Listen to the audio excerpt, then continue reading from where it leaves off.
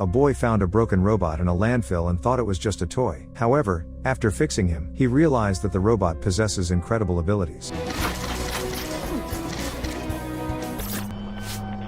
In the world of the future, traditional boxing matches lost in their relevance and spectators' interest due to a lack of violence. They have been replaced by gladiator fights featuring human-controlled robots. Charlie Kenton is a former professional boxer who travels across the country and takes part in robot boxing, but suffers one defeat after the other. One time after a busy night, Charlie wakes up in his van surrounded by empty beer bottles. He gets a call from a man who asks him about his $30,000 debt. Charlie calls the man the wrong name and the man realizes that he isn't the only one the boxer owns money to. Charlie pretends to have connection issues and hangs up. A few girls come up to the van and ask Charlie to show them the famous fighting robot Ambush. One of the girls takes out a camera to take a picture of the robot, but the man asks $5 for a picture. The kids decide that an old piece of metal is not worth it and leave. At the fair, Charlie meets his old friend Ricky, the manager of the arena. He promised to pay Charlie $3,000 if Ambush takes part in a fight against one of his bulls. However, the deal involved a bull weighing 800 pounds, and Ambush's opponent weighs twice as much as him. Charlie decides to go all in and offers Ricky a bet of $20,000 if he wins the fight. Ricky agrees to the bet but warns of the dire consequences for Charlie if he loses again and doesn't pay off the debt. The fight begins and Charlie pretentiously introduces Ambush to the public. At first, everything is going well and the robot easily dodges the opponent's blows. But Charlie gets too carried away interacting with the public and fails to notice the enraged bull rushing at the robot from behind. The animal crashes into Ambush and takes his leg with it. Charlie asks Ricky to stop the fight, but he happily watches his opponent lose. In the end, Ambush turns into a useless heap of metal that children take apart for souvenirs. Charlie doesn't have the money to pay for the loss, so he tries to slip past Ricky unnoticed. The boxer is followed by two men and hits one of them, thinking that they were going to demand money from him. However, the strangers inform Charlie about the tragic news. His ex-wife has died, leaving their 11-year-old son Max an orphan. Charlie is not very concerned about his son's fate, and he goes to court to sign the parental waiver of custodian rights. Some wealthier relatives of his deceased ex-wife are willing to adopt the boy, so Charlie sells them the right to custody for $100,000. For $50,000 deposit, he agrees to take Max for the summer to improve the father-son relationship. Using the proceeds, Charlie buys Noisy Boy, one of the best robots with voice control, on the black market. Charlie returns to the gym where he lives together with Bailey Tallet, the daughter of his deceased coach. The young woman scolds him for an expensive purchase, as he owes her money for rent. He attempts to seduce his girlfriend, but she reminds him that she needs the money to pay the bills. At this moment, the relatives bring Max in.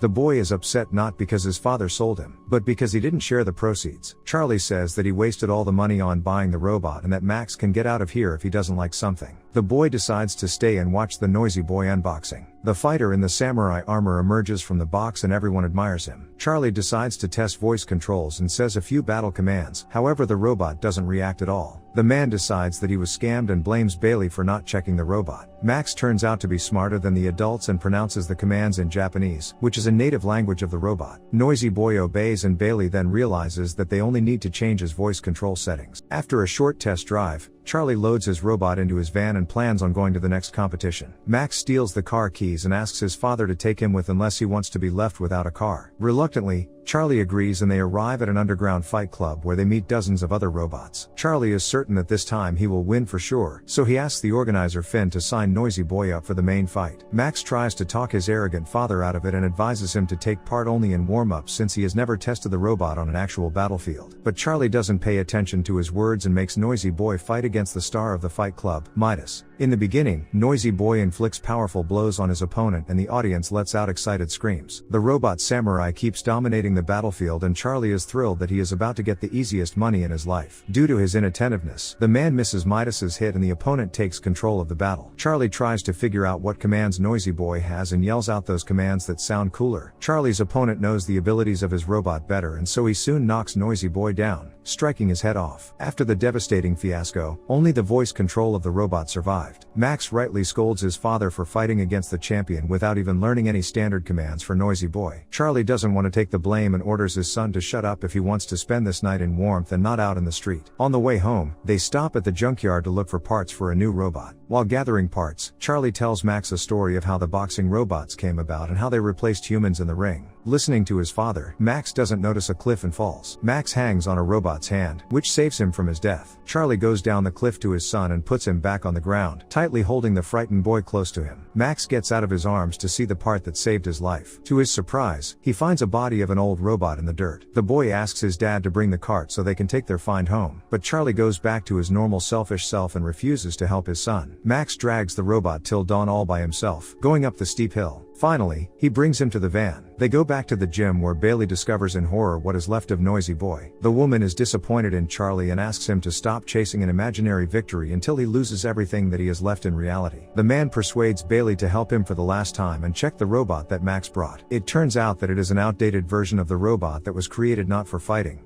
but as a sparring partner. It can't attack, but it's good at taking a blow. To everyone's surprise, the robot turns on and Bailey notices that it has a rare shadow feature, which allows the robot to mimic any human movement. Max cleans the robot from mud and notices that its name is Adam. The boy suggests testing the find in illegal robot fights to make some money. At night, while everyone is asleep, Max sneaks into the gym and turns Adam on. Together, they go on a late-night walk, where the boy learns to control his first ever robot. In the morning, Max decides to ask Bailey about what his father used to be like. She enthusiastically tells the boy about Charlie's boxing career, about how he always fought till the end and didn't give up even in front of the strongest opponents. With the advent of the era of robots, no one needed his fighting skills anymore and he couldn't become a champion. Charlie interrupts the conversation and informs Bailey that he is leaving with his son for Atlanta to find a partner who would buy a new robot. They arrive at the location and Charlie asks Max to wait in the lobby of the building while he goes to look for Finn. There, the boy meets Takashi Ito, the creator of Zeus, the invincible robot champion. The man assures reporters that Zeus will destroy anyone who fights against him on the battlefield. Meanwhile, Charlie asks Finn to lend him money for their old friendship's sake, but Finn refuses to bet on him. Frustrated and angry, he allows Max to take part in a fight at the zoo, just so that his son would lose and leave him alone. The next day,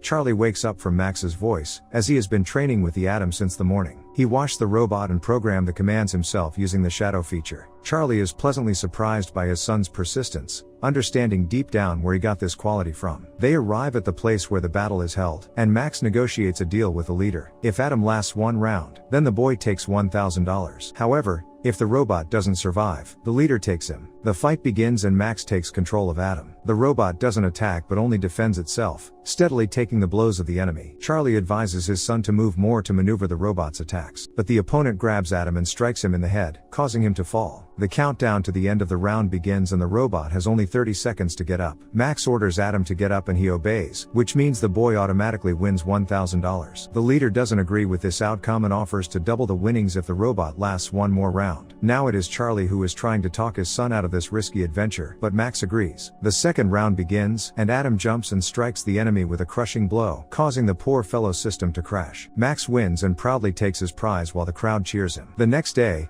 the boy continues training with the robot and tries to teach him new commands. When Max gets bored, he decides to dance with Adam and he easily copies all his movements. Charlie approaches them, and the boy tells his father that he installed Noisy Boy's voice control on Adam, so now they don't need a control panel. He asks his father to teach Adam his boxing style through the shadow feature. Charlie is initially reluctant and advises his son to make the dance Adam's unique feature in the ring. Max agrees to dance under one condition: only if his father teaches the robot how to box. Thus begins their hard teamwork. Charlie teaches the robot combat techniques from morning to night, and Max begins each of their fights with a dance. Adam gets victory after victory, and the father and son are getting closer and closer. After earning money from small-town fights, Charlie sends part of the winnings to Bailey to pay off his debt with interest. The dancing robot quickly wins the heart of the audience, and he is talked about even in the news. Thanks to the popularity of the robot, Charlie and Max are invited to participate in the Real Steel Champions League tournament. While Max is setting up Adam, Charlie mentally prepares him for the fight and says that all emotions should be left outside the big ring.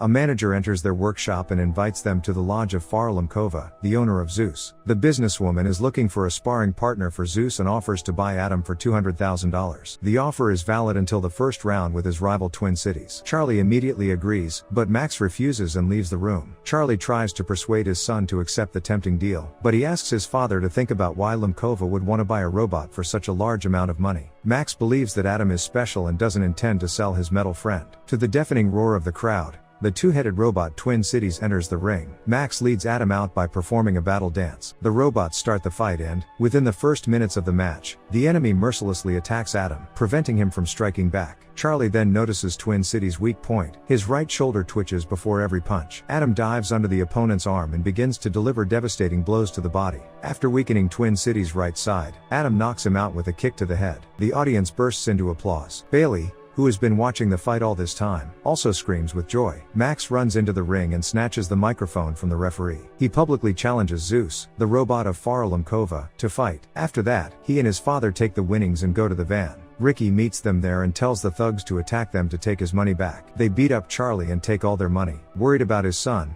Charlie takes him to his legal guardians to keep him safe. With tears in his eyes, the boy begs his father to let him stay with him, but Charlie doesn't want to risk it anymore. Max gets upset and leaves to pack, and Charlie refuses to take the other half of the money for the sale of custody. Charlie tries to persuade his son to leave with his relatives and says that he doesn't consider himself worthy of Max. As a farewell, Max tells Charlie that he wants his father to fight for him. All the way home, Charlie remembers the time he has spent with Max. He comes to Bailey and lies down next to her, which makes her very happy. In the morning, the woman convinces Charlie not to leave his son and assures him that it is not too late for them to improve their relationship and correct the mistakes of the past. They kiss and Charlie goes to Max. He tells his son that he regrets not being around all these years. Charlie asks to give him another chance and promises to fight for him this time. Then, he moves away and Max sees Adam. Charlie says that Zeus accepted his challenge and persuades his aunt to let Max go to the tournament. Champions League hosts reveal that Tak Machito called yesterday's fight with the old robot Adam an insult to his creation. This announcement caused a PR nightmare for the Zeus team, so they had to take on the challenge. Charlie and Max arrive at the tournament along with Adam.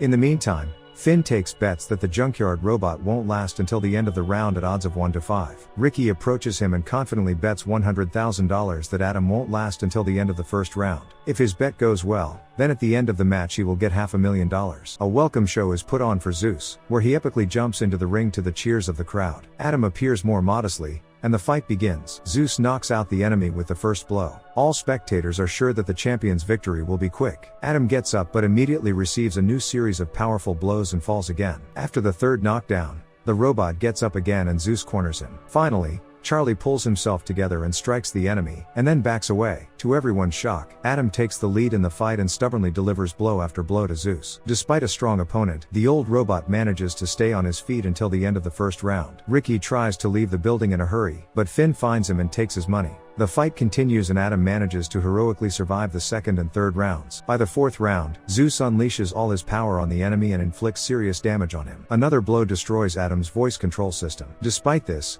the robot manages to hold out until the end of the round, but now the chances of him winning are minuscule. Max tries to get his father to control Adam through the shadow feature. The boy notices that Lemkova and Machito are starting to get nervous, fearing the old robot's hidden abilities. In the end, Charlie succumbs to the desperate requests of his son. He, as a coach, gives Adam a motivational speech before the fight, despite the fact that the robot can't hear him. The final fifth round begins. Charlie holds the block, exhausting the opponent. Max begins to worry that Zeus will destroy his robot. He asks his father to start fighting, but he says it's not time yet. After waiting for Zeus to run out of energy, Charlie delivers a series of crushing blows. The champion of Real Steel starts losing, and Tak Machito himself takes control of Zeus. Despite this, Charlie delivers a powerful uppercut to the opponent's head and knocks him down. Zeus gets to his feet, but Charlie attacks him again, testing all his fighting techniques on the robot. Zeus is saved from complete defeat by the sound of a gong, announcing that the battle has come to an end. The audience cheers and shouts Adam's name.